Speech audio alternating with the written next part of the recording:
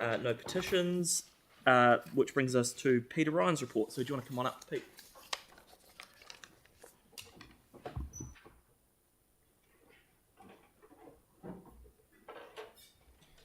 Good morning, everyone. This is the second last performance report of the year. It has not moved a great deal from previous months. We've had a slight decline in levels of service, and I'd suggest that's probably where they'll finish for the year. Somewhere between 80 and 85 is about normal, but I think perhaps we may need to look at some processes for next year to stay more on top of corrective actions. In terms of capital project delivery, you'll get detail from the PMO report, but key projects are on track, in fact above average here.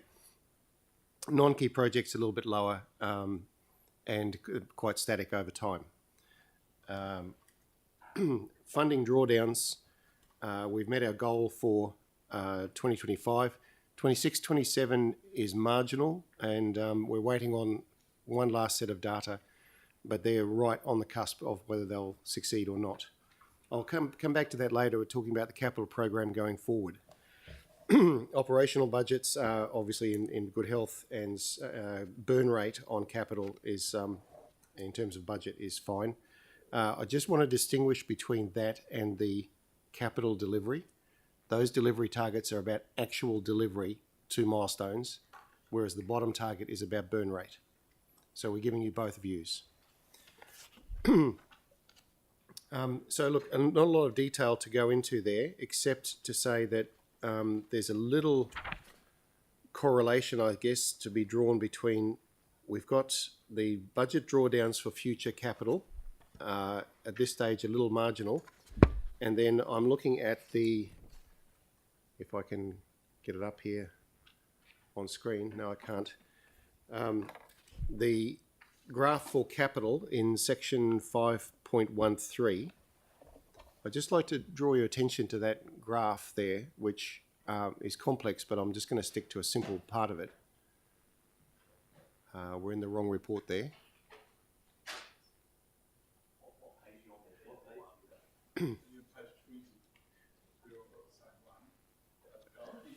Just give me a moment, I'll go to my report by your pages.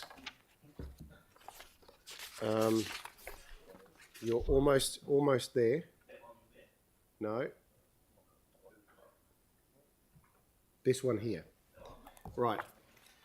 Now the lowest line there that finishes at 470 mil, you don't really need to see the detail here. The bottom line there finishes at 470 mil, and that's our current position. The blue line going forward and climbing is the capital program from the draft LTP. So what I'm saying is there's a marginal position on drawdowns for forward planning at the same time as we have a reasonably steep climb in our capital program going forward. Now, council and staff have spent a lot of time on deliverability of the capital program.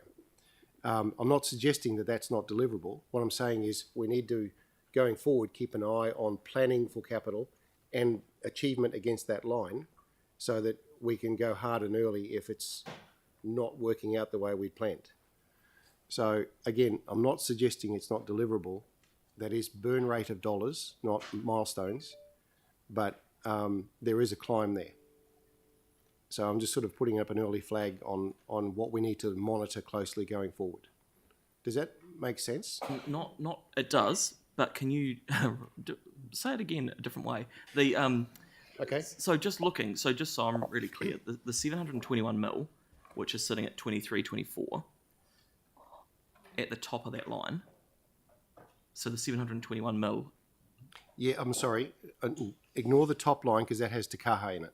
Yeah, that's what I was trying to get to, because it's sort of over. It's inflated, isn't it? That's quite high. It's inflated by Te Kaha. Yeah. The blue line, which goes 496, 566, 608, 664. Yep. Is our capital program going forward.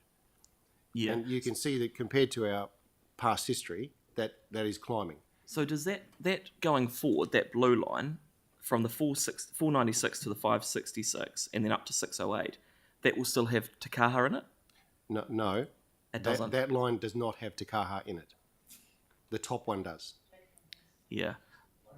So I guess, well, that would be the next thing is, how does that overlay with inflation? So, Yes, there is a definite inflation component there. The cost of things have gone up. A lot of that, you'll remember from the discussions on deliverability, was factored in, that things are going to go up a lot. So that's not a straight deliverability climb. There are cost issues there. I'm simply suggesting that we do need to plan well in order to meet that line. Yeah. Yeah, okay.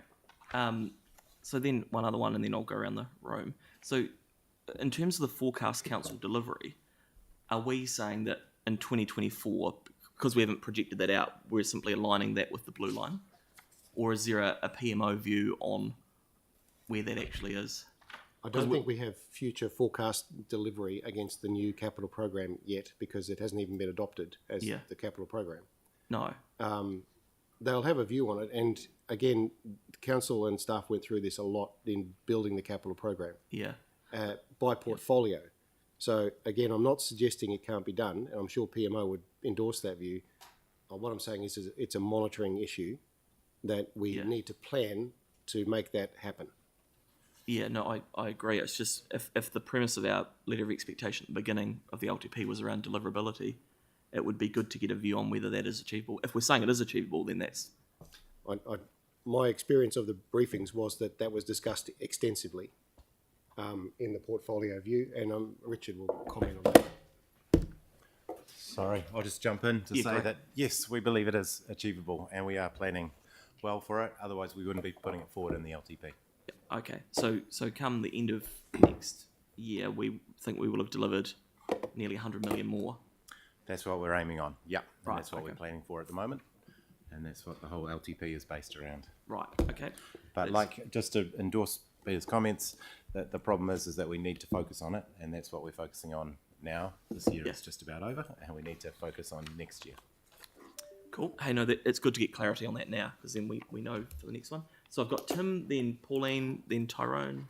So if we look at where our forecast council delivery stops, there's really only a 30 or less than 30 million gap.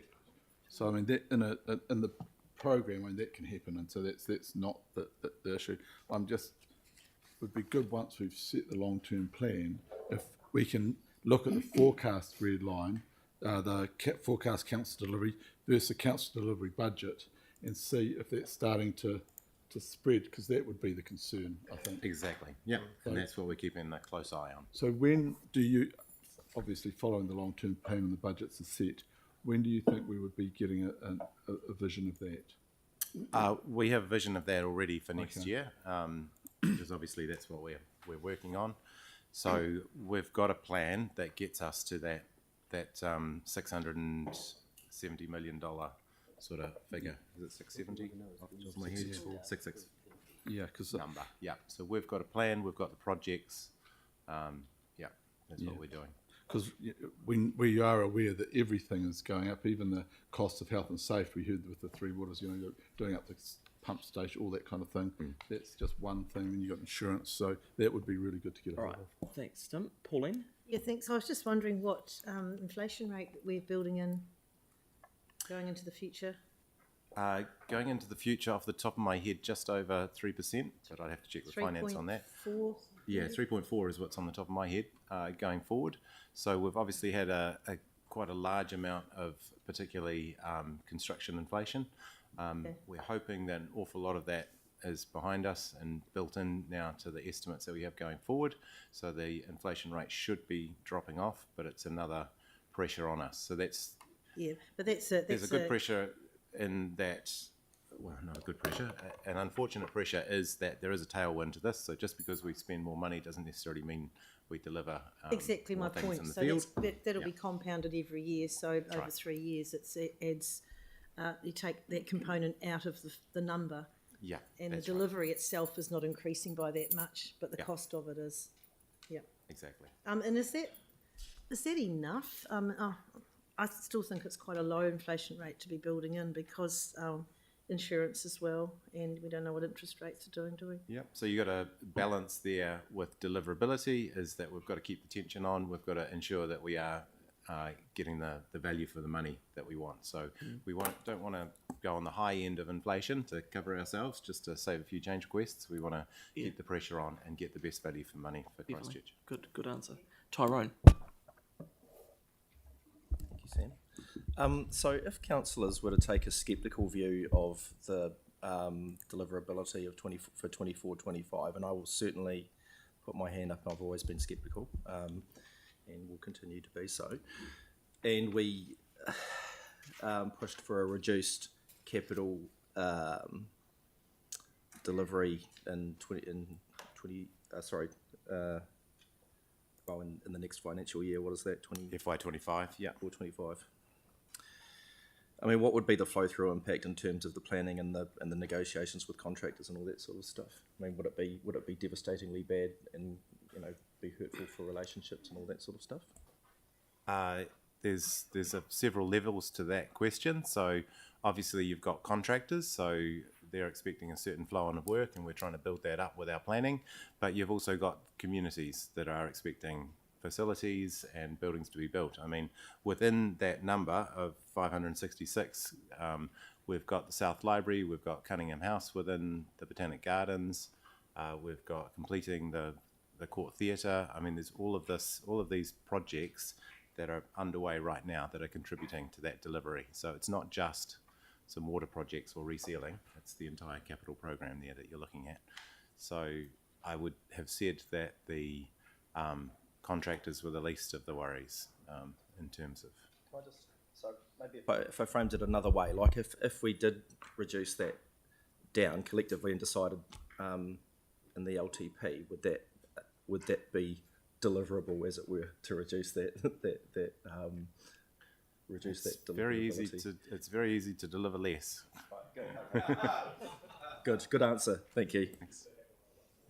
That's right. Victoria, and then we'll move. We've probably overlapped the capital program. That's report, right, but- we have, which, but which is that's good. right. Yeah, that's perfect. So Victoria. Thank you. You referenced the black line there, the planned delivery budget is including Te Kaha. Is the only difference between the black line and the blue line of the council delivery budget Te Kaha? Yes.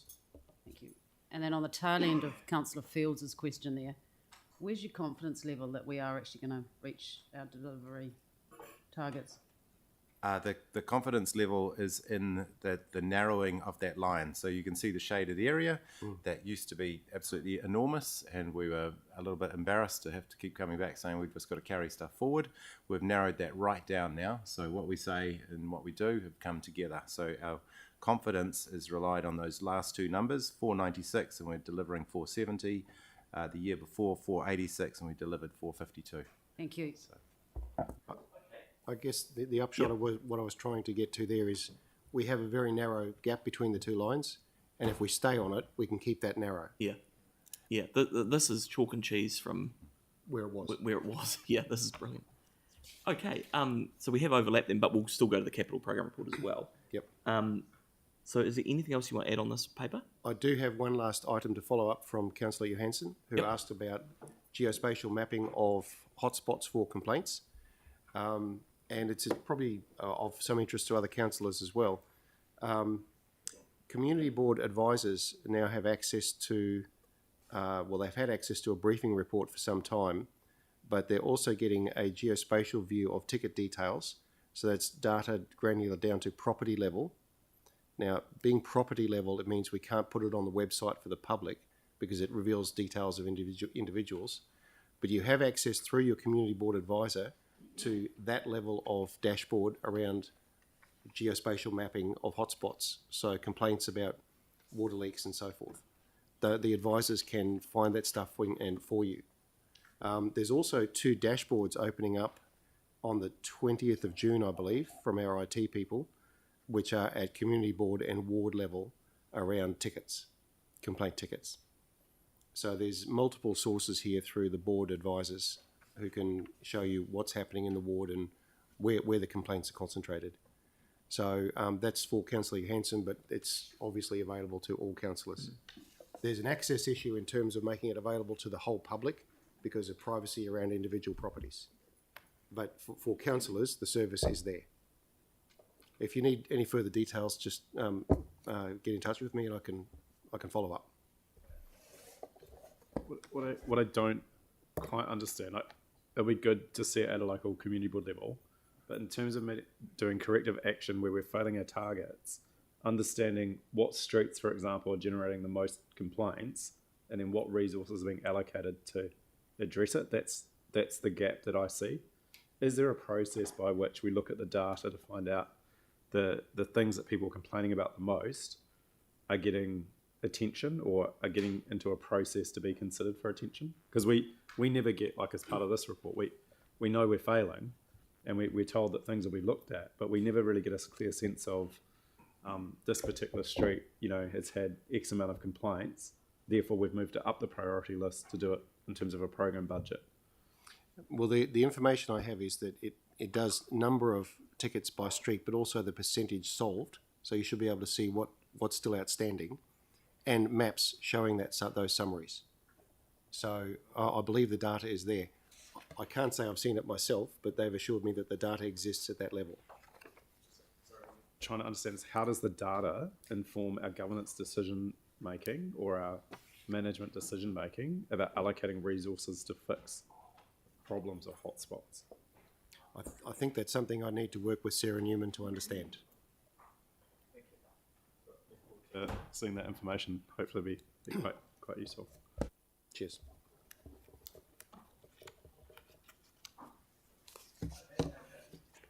Thanks, Peter. We were just discussing, Andre and I, so that's something that'll be accessible to governance managers, not to councillors directly? No, councillors directly through your community board advisor. So when you say through them, you Yes. mean rather than asking questions of them, they'll just give us the link to actually get the tool? I'm not sure of the mechanics whether the link will work for you, Yeah, right. or whether you need to work with them for them to access the link. Right, that's the... It's not a data issue, it's an accessibility issue. Right, like an And internet. at the moment, the board advisor is the go-to. Cool. So maybe... okay, I'll talk to them then. I can see the puzzlement there. My understanding, which is a little loose, is that this exists on internal systems that you don't have access to because of the privacy issues associated with it. Right. But the board advisor can obtain the information for you. Like, I want a map of this. I want data points of that. They can obtain it for you. Right, but we won't actually physically be able to... No. Well, he's said that 3 times now. So. That's on the property by individual property view, but there are dashboards at community board and ward level coming on the 20th of June. And they may be able to be directly accessed by you. So I need to do a little bit more work there, but that's the preliminary findings. Sam's benefit, that was for the public, wouldn't be able to access the tool. I'd switched off after you asked it the first time. So. Okay, so we've got Mark's happy to move this report. I'm happy to see. Oh, yeah, have you got one? I'm keen to move this on, but... Yeah, cool. So I did put a question in also regarding the... sorry, I'll just find it. Around people feeling engaged with council. So as you know, we're sort of failing in the way people feel that they can have input into our decision-making processes. And one of the things we were told was that processes would be, so I'll reference the page for page 29. It's communications and engagement, percentage of residents who feel they can participate in and contribute to council decision making. We're at 30%, previous year result 29% plus 1. We continue to review our processes to look for opportunities for improvement. And now I raised this the last F&P and I'm raising it again.